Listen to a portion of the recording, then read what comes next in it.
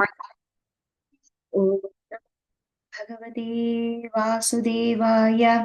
हरिः ॐ। श्रीगुरुभ्यो नमः। श्रीकृष्णाय नमः। नारायणं सुरगुरुं जगदेकनाथं भक्तप्रियं सकललोकनमस्कृतं च त्रैगुण्यवर्जितमजं विभुमाद्यमीशं वन्दे भवघ्नम् अमरासुरसिद्धवन्द्यम्। नारायणं नमस्कृत्य नरं चैव नरोत्तमं देवीं सरस्वतीं व्यासं ततो जयमुदीरयेत्। वसुदेवसुतं देवं कंसचाणूरमर्दनं देवकी परमानन्दं कृष्णं वन्दे जगद्गुरुं। मनोजवं मारुततुल्यवेगं जितेन्द्रियं बुद्धिमतां वरिष्ठं वादात्मजं वानरयूथमुख्यं श्रीरामदूतं शिरसा नमामि। बुद्धिर्बलं यशोधैर्यं निर्भयत्वमरोगता अजाड्यं वाक्पटुत्वं च हनुमत्स्मरणात् भवेत्। व्यासाय भवनाशाय श्रीशाय गुणराशये हृद्याय शुद्धविद्याय मध्वाय च नमो नमः। पूज्याय राघवेन्द्राय सत्यधर्मरताय च भजतां कल्पवृक्षाय नमतां कामधेनवे दुर्वादिध्वां तरवये वैष्णवेन्दीवरेन्दवे श्रीराघवेन्द्रगुरवे नमोऽत्यन्तदयाळवे। श्रीकृष्णपूजार्पितचित्तवृत्तिं विरक्तचूडामणिमिन्दुशान्तम् अनन्तसद्भक्तप्रियं ममापि सुगुणेन्द्रतीर्थं परमाश्रितोऽहम्। ॐ श्रीपरमात्मने नमः। अथ त्रयोदशोऽध्यायः। क्षेत्रक्षेत्रज्ञविभागयोगः। अर्जुन उवाच प्रकृतिं पुरुषं चैव क्षेत्रं क्षेत्रज्ञमेव च एतद्वेदितुमिच्छामि ज्ञानं ज्ञेयं च केशव। श्रीभगवानुवाच इदं शरीरं कौन्तेय क्षेत्रमित्यभिधीयते एतद्यो वेत्ति तं प्राहुः क्षेत्रज्ञ इति तद्विदः। क्षेत्रज्ञं चाभिमां विद्धि सर्वक्षेत्रेषु भारत। क्षेत्रक्षेत्रज्ञयो ज्ञानं यत्तज्ज्ञानं मदं मम तत्क्षेत्रं यच्च यादृक् च यद्विकारि यदश्च यत् स च यो यत्प्रभावश्च तत्समासेन मे शृणु।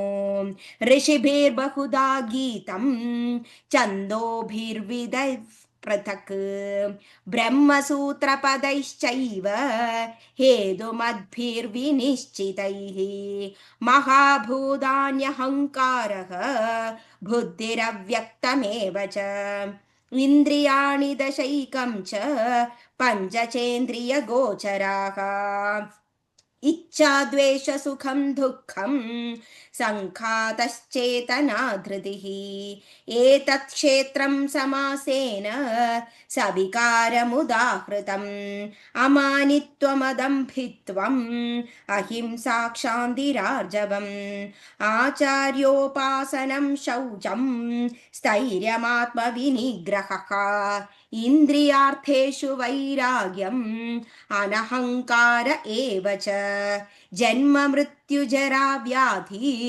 दुःखदोषानुदर्शनम् असक्तिरनभिष्वङ्गः पुत्रदारगृहादिषु नित्यं च समच्चित्तत्वम् इष्टानिष्टोपपत्तिषु मयि चानन्ययोगेन भक्तिरव्यभिचारिणी विविक्तदेशसेवित्वम् अरतिर्जनसंसदि अध्यात्मज्ञाननित्यत्वम् तत्त्वज्ञानार्थदर्शनम् एतज्ज्ञानमिति प्रोक्तम् अज्ञानं यददोऽन्यथा ज्ञेयं यत्तत् प्रवक्ष्यामि यज्ञात्वामृतमश्नुते अनादिमत्परं ब्रह्म न सत्तन्नासदुच्यते सर्वतः पाणिपादं तत् सर्वदोषिशिरोमुखं सर्वतः श्रुतिमल्लोके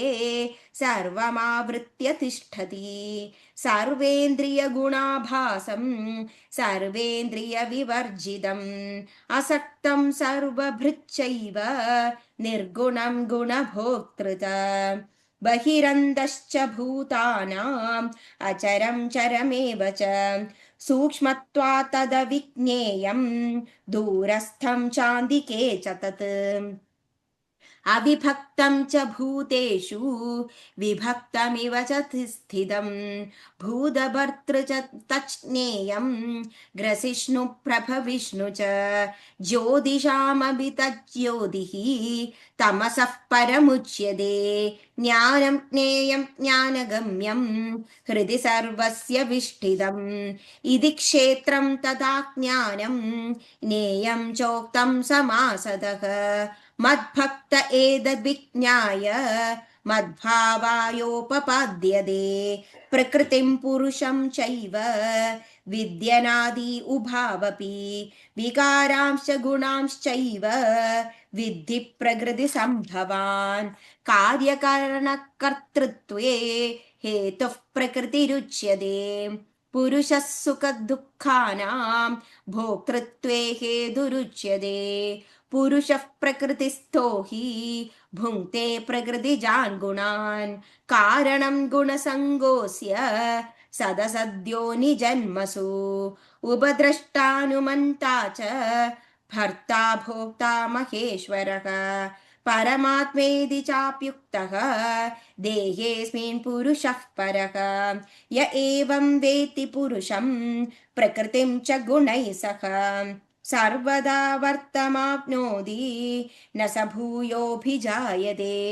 ध्यानेनात्मनि पश्यन्ति केचिदात्मानमात्मनाम् अन्ये साङ्ख्येन योगेन कर्मयोगेन चापरे अन्ये त्वेवमजानन्तः श्रुत्वानेभ्य उपासते तेऽपि चातितरन्त्येव मृत्युं श्रुतिपरायणाः यावत् संज्ञायते किञ्चित् सत्त्वं स्थावरजङ्गमं क्षेत्रक्षेत्रज्ञसंयोगात् तद्विद्धि भरतर्षभ समं सर्वेषु भूतेषु तिष्ठन्तं परमेश्वरम् विनश्यत्स्व विनश्यन्तं यः पश्यति न पश्यति समं पश्यन् हि सर्वत्र समवस्थितमीश्वरं न हि नस्त्यात्मनात्मानं ततो याति परां गतिं प्रकृत्यैव च कर्माणि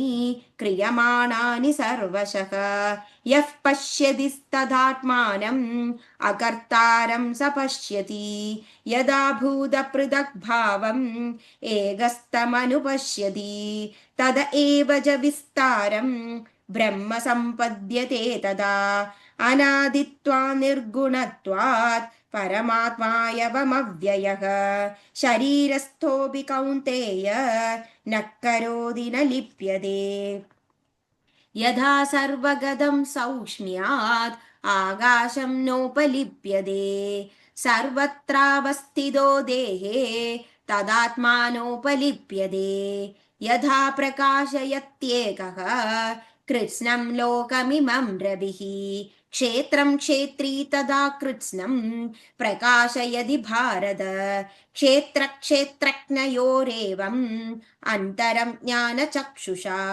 भूतप्रकृतिमोक्षं च ये विदुर्यान्ति ते परम् ॐ तत्सदिति श्रीमद्भगवद्गीतासु उपनिषत्सु ब्रह्मविद्यायां योगशास्त्रे श्रीकृष्णार्जुनसंवादे क्षेत्रक्षेत्रज्ञविभागयोगो नाम त्रयोदशोऽध्यायः। श्रीकृष्णार्पणमस्तु। ॐ पूर्णमदः पूर्णमिदं पूर्णाद् पूर्णमुदच्यते पूर्णस्य पूर्णमादाय पूर्णमेवावशिष्यते। ॐ शान्ति शान्ति शान्तिः। हरिः ॐ श्रीगुरुभ्यो नमः। हरिः ॐ श्रीकृष्णार्पणमस्तु।